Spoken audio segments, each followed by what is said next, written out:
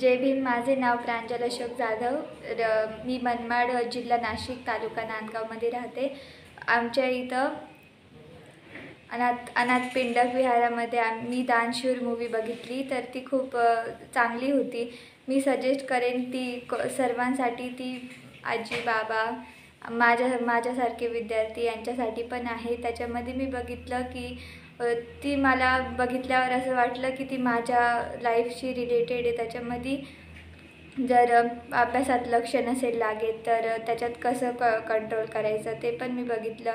तर ते जर लक्ष नसेल लागत तर 10 मिनटं आनापानसती केल्यामुळे ते होऊन जातं.